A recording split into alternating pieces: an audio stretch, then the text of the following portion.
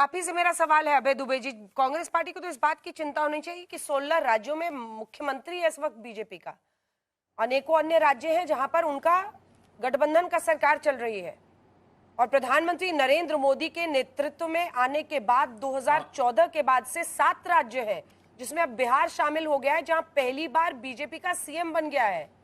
ये सब आपको समझ नहीं आ रहा है अभय जी? मेरी पार्टी के प्रति सद्भावना दिखाने के लिए आपका धन्यवाद। मुझे ही नहीं, पूरे देश को इस बात की चिंता है कि भारतीय जनता पार्टी जो प्रजातंत्र में आस्था नहीं रखती वो विस्तार कर रही है। बात रही नीतीश कुमार जी और निशांत कुमार जी की, तो निशांत जी तो बड़े अशांत हैं आजकल। आपको क्या लगता है नीतीश जेडीयू के निर्णय क्या जेडीयू ले रहा है? जेडीयू के सारे निर्णय अमित शाह साहब ले रहे हैं, और आपको लगता है कि पूछा गया होगा? अच्छा होता ये इसलिए नहीं बनाया डिप्टी सीएम की भारतीय जनता पार्टी नहीं चाहती कि नीतीश कुमार जी की विरासत कहीं सरकार में परिलक्षित हो। और जहां तक गवर्नेंस के अनुभव का सवाल है, तो जब तत्कालीन मुख्यमंत्री बने नरेंद्र मोदी जी तब कारपोरेटर भी नहीं थे, तो इसलिए ये गवर्नेंस और अनुभव की बात को तो छोड़ दीजिए। भारतीय जनता पार्टी अभय जी, ये बुरा मत मानिएगा, काउंटर सवाल कर रही हूं क्योंकि आपने ये कहा था। आप ही से सवाल है सर, आप ही से सवाल है, आप ही जवाब दीजिएगा, बुरा मत मानिएगा। अभी आपने कहा कि हमारी पार्टी की चिंता करने के लिए, और जो कटाक्ष आप कर रहे थे वो हमें समझ में आया, लेकिन लोकतंत्र में विपक्ष मजबूत हो ये रहती है, सबके मन में ये चिंता रहती है। ये आप सड़क पर भी आदमी से पूछेगा ना तो वो भी चाहते हैं कि विपक्ष मजबूत रहे, वो चाहे वोट सरकार के लिए भी दें, बीजेपी को ही दे, वो भी कहते हैं कि सरकार विपक्ष एक मजबूत देश में होना चाहिए। उसी भावना से आगे बढ़ते हो। आप असम का ही चुनाव देख लीजिए सर, अभी 5 राज्यों में चुनाव हो रहे हैं ना। आप बंगाल में अपनी स्थिति देखिए, आप असम में देखिए। हेमंता बिस्वा शर्मा ने मुझे इंटरव्यू में कहा कि कांग्रेस पार्टी के 25 से 30 टिकट तो अभी भी मैं देता हूं। तो आपको अपनी पार्टी को संभाल के रखना है ना, आपको चुनाव लड़ना है, आपको चुनाव जीतने के लिए लड़ना है। इस भाव से ही क्या कांग्रेस पार्टी पीछे हो गई है, ये सवाल है। देखिए, आपका एक मूर्धन्य पत्रकार का शो है, करोड़ों दर्शक देखते हैं। कांग्रेस पार्टी सत्ता की भूख में मरी नहीं जाती। देश को जीतना पहले हमें। हम चाहते तो हमारे आजादी के बाद 70 साल हमारे पास थे, हम भी सांप्रदायिक उन्माद की आग में झोंककर सत्ता को बरकरार रखते। हम भी संस्थाओं को समाप्त करके संवैधानिक संस्थाओं पर अतिक्रमण करके सत्ता बरकरार रखते। हमने वो रास्ता नहीं चुना अंजना जी, और ना चुनेंगे, ना चुनना चाहते हैं। हाँ, हम प्रतिपक्ष में हैं तो प्रतिपक्ष का दायित्व निभाएंगे। जहां तक बात असम के मुख्यमंत्री की रही, तो नहीं देखा आपने कितने कितने सांप्रदायिक उन्माद भरे भाषण देते, कितना पोलराइजेशन स्टेट्स में किया। इसका अंत होता है। राखी राठौर जी जवाब समूचे विश्व को पढ़िए राजनीति को। की बात कर रहे थे अभय जी, अंजना जी कारण बताओ। राखी जी का जवाब सुन लीजिए, बाकी लोग भी इंतजार कर रहे हैं, नवल जी के पास भी जाना बहुत देर से। जी जी जी अंजना जी, अभी अभय जी बहुत सारी सत्ता की बात कर रहे थे। आप देखिए, जब कांग्रेस पार्टी आती है किसी राज्य के अंदर, किस तरह से इनके दो दो नेताओं के बीच में सिर्फ टबल होती है। राजस्थान में हमने पायलट और गहलोत के बीच में देखा, अभी कर्नाटक के बीच में भी देख रहे हैं कि डीके शिव कुमार और सिद्धरमैया के बीच में क्या स्थिति हो रही है। अपनी चीज नहीं संभाल रहे, लेकिन दूसरों के जेडीयू की चिंता कर रहे। ये नहीं मालूम कि क्यों। राखी जी जरा एक सेकंड, राखी जी आपको भी टोक रही हूँ, मन में बहुत गहरा प्रश्न आ रहा है। आप लोगों के नेताओं में ये साधु बोध कैसे आ जाता है कि सब जो है एकदम जैसे डिक्लेयर हुआ लीडर, उसके बाद सब एकदम शांति मुद्रा में आ जाते हैं। हालांकि दूसरे उप मुख्यमंत्री जब सामने विजय जी आए तो थोड़ा सा दिखा नाराज, मतलब एक मायूसी दिखी, लेकिन सब साधु बोध में कैसे आ जाते हैं? इसको अनुशासन कहेंगे अगर मैं सही शब्दों में कहूं तो। जब हम किसी पार्टी में काम करते हैं तो उसके विचारों के साथ में सबसे मुख्य चीज है डिसिप्लिन। और डिसिप्लिन का नाम कांग्रेस नहीं समझेगी, क्योंकि यहाँ पे मैंने बताया कर्नाटक, राजस्थान, यहाँ पर हुआ था ऐसा कि सोनिया गांधी जी ने कहा था कि पायलट को बना दो, लेकिन नहीं बनाया था। तो ऐसे बहुत सारी स्टोरीज चलती रहती है, और कभी भी अनस्टेबल सरकार नहीं चाहती है कोई भी स्टेट, और इसीलिए कांग्रेस पार्टी को नहीं चुनती। अभय जी इस बात की चिंता करें कि महाराष्ट्र में, गुजरात में, यूपी में, बिहार में आप लोग सब जगह खत्म हो गए, उसकी चिंता कीजिए। जेडीयू की चिंता मत कीजिए। जनता ये देखना चाहती है कि कांग्रेस क्या कर रही है। हर जगह आपको जो लोकल पार्टी से वो खा करके बैठी है, लेकिन आप लोग आकर के दूसरी पार्टी को ज्ञान देते हैं। खुद का कुछ आइडिया ही नहीं कि जहां सरकार है वहां हिमाचल में सिर्फ टब्बल चलता है विक्रमादित्य और वो इनके जो चीफ मिनिस्टर उनके बीच में। तो आप बताओ ना कौन सा स्टेट ऐसा है? 3 ही स्टेट बताए थे ना आपने अभी।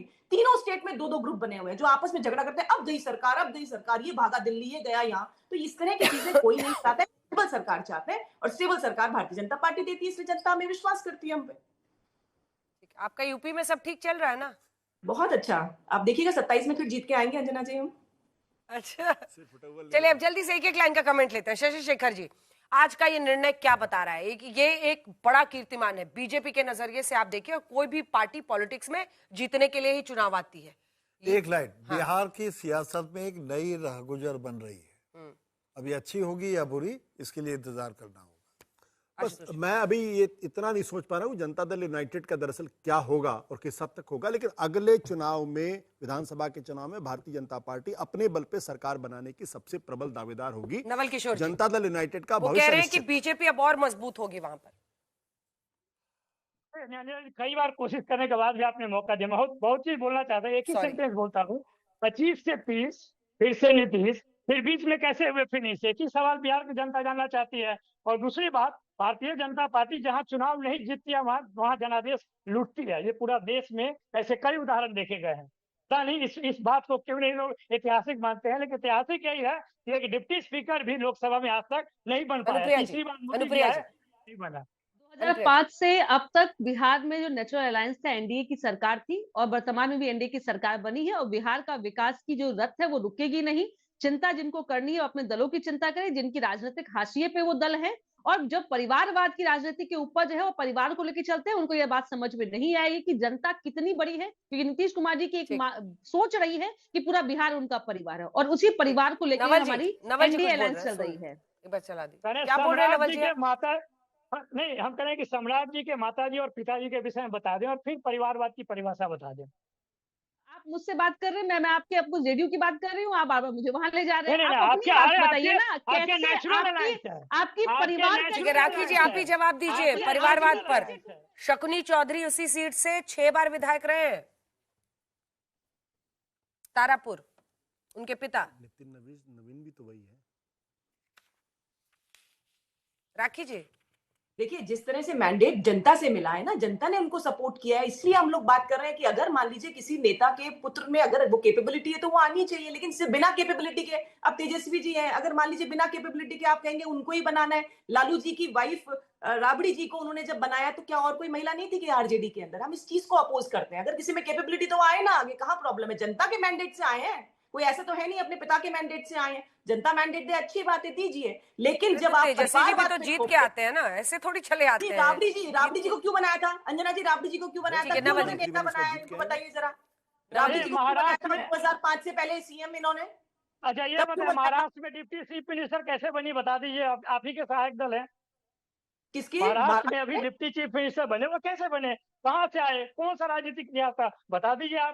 आप ही के अलायंस का डिसीजन है। आप बीजेपी की बात करेंगे तो बीजेपी की बात कहीं मिलेगा आपको? वो अलायंस का डिसीजन था, हमारा डिसीजन नहीं था। यही आपका चरित्र है, जो आप लोगों ने आपकी पहचान है, आपको, यही आपकी पहचान है। अच्छा, बारी बारी से नवल जी, महिला आपको शाउटिंग मैच ना बना है। हाँ, बोलिए बोलिए राखी। देखिए, हम लोग लगातार इस बात को कहते हैं कि जिसमें कैपेबिलिटी है उसको आगे आना चाहिए, सिर्फ इसलिए कि वो किसी परिवार का या किसी से रिलेटेड है। मैं समझी हूँ वो इतना ही है कि बीजेपी डायरेक्टली परिवारवाद नहीं चाहती है, लेकिन चिमटे से परिवारवाद अगर हाथ में आ रहा हो तो उसको पकड़ने के लिए तैयार हो जाती है। जो सहयोगी दल है वो है कि नहीं राखी जी? देखिए, अगर है कि नहीं है, अगर कैपेबिलिटी है तो मौका दिया जाएगा, अगर जनता में उनकी एक्सेप्टेंस है तो मौका दिया जाएगा, हमारे विचारों के साथ चलेंगे तो मौका दिया जाएगा। अभय जी, यही लॉजिक वो भी बल्कि वो तो आगे कहते हैं कि पार्टी टूट जाएगी अगर मेन फैमिली चली गई। मुख्यमंत्री बन रहे नए मुख्यमंत्री बन रहे सम्राट चौधरी जी। हाँ, सम्राट चौधरी जी नए मुख्यमंत्री बन रहे हैं। उनसे आग्रह करूंगा कि राहुल गांधी जी जो सामाजिक न्याय का एक आंदोलन छेड़े हुए हैं उस राह पर काम करें। तो हम सब लोगों की तरफ से उनको शुभकामनाएं हैं। बिहार की तरक्की के लिए काम कीजिए। दूसरी बात, मैं आज एक बात और कहना चाहता हूं राखी राठौर जी के लिए। एक लंबे समय बाद भारतीय जनता पार्टी का कोई प्रवक्ता है जिसने सौम्यता से बात की है और मुझे अच्छा लगा जब उन्होंने कहा कि मैं राबड़ी देवी जी का आदर करती हूँ। प्रतिपक्षी दलों के प्रति ये आदर का भाव भारतीय जनता पार्टी के प्रवक्ताओं में कम दिखाई देता है। बीजेपी के प्रवक्ताओं को ये सीख लेनी चाहिए और बिहार में प्रतिपक्षी होने के नाते अभय जी, चौकीदार वाले अपने नारे को याद कीजिए। जब आप लोग शुभ संदेश और इतनी मीठी बातें करते हैं ना, बड़ा गजब लगता है। ऐसा आप अपने भी नेताओं को समझाइए, सिखाइए। चौकीदार वाला नारा याद कीजिए, उनको भी थोड़ी सी समरसता और सम्मान सिखाइए।